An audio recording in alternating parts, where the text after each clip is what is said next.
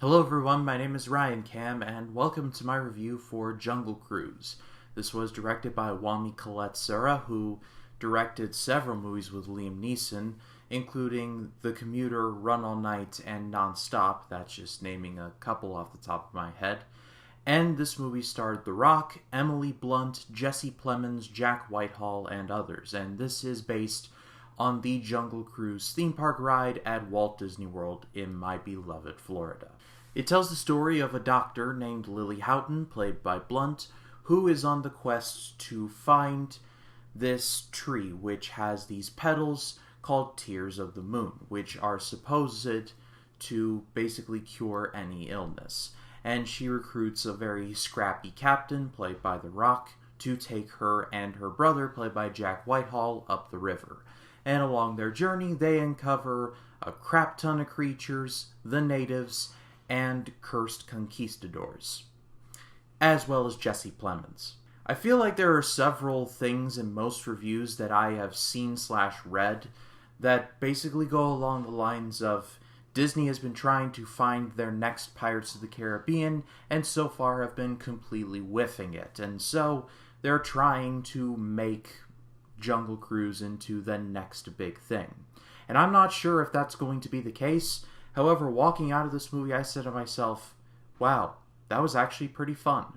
The biggest compliment that I could give to this movie is that the chemistry between the three main actors, The Rock, Emily Blunt, and Jack Whitehall, are just the anchor to this entire movie.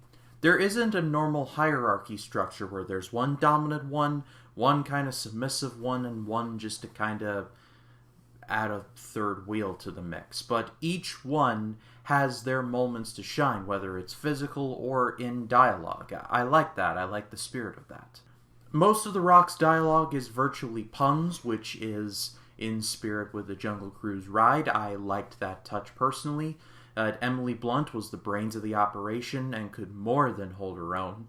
And Jack Whitehall had some of my favorite lines in the entire movie. I won't go too deep into details, but there's a scene where all three are kidnapped by the natives. And basically, there's a threat made by one of them that said, "We will take the arrowhead from you after we clean your hands of their meat." And yeah, that's a pretty dark line. And Whitehall turns to Blunt and says, "You heard the cannibal, turn it in." Not gonna lie, I laughed my head off when I heard that. The biggest problem that I had with this movie is the CG. Now, let me just say that there's actually some pretty good CG here. There's no getting around that. However, there's some bad stuff in there as well, and that specifically involves the cursed conquistadors. And I won't go too deep into spoilers, but let's just say when you see one specifically covered in honey, you'll know him when you see him. It's particularly egregious. There's a jaguar named Proxima that's a bit uncanny valley, but after a while you're just like, okay, he's there. Overall, I'd say it's a mixed bag, but when the bad stuff is there, you're definitely gonna notice. And from all the reviews that I've read/watched in preparation for seeing this movie, the one line that I've seen in most, if not all of them, is that this movie is a cross between Pirates of the Caribbean and, say, African Queen. I've seen some say Indiana Jones, and I could definitely see that in there. However, I'll levy another movie into that spot, in that this movie is a combination of Pirates of the Caribbean, Curse of the Black Pearl, and The Mummy from 1999. The plot structure is eerily similar between that movie and Jungle Cruise, in between the cursed villain to the scrappy captain, whether it's a pilot in the case of Rick O'Connell, it's a shipboat captain in the case of The Rock here.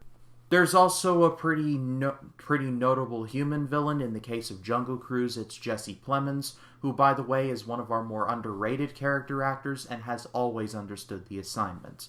Just a quick aside. But on the whole, this movie was just fun. Like, I expected just to have a good time with this, and I did. Does this movie reinvent the wheel? No, not by a large margin. But for what it is, and what I expected it to do, it did exactly that. And so for that, I'm going to give this a good rating. I suggest that you all see this if you are interested in it.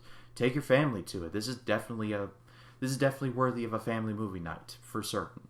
Though if Disney starts planning a theme park ride cinematic universe involving Space Mountain and Big Thunder Mountain Railroad, count me out. But that is all for me. Thank you so much as always for watching. Tomorrow being Sunday, I'll be dropping my Gattaca review. Stay tuned for that because that movie does not get nearly as talked about as I think that it should, and I hope that I give it a bit more of a platform.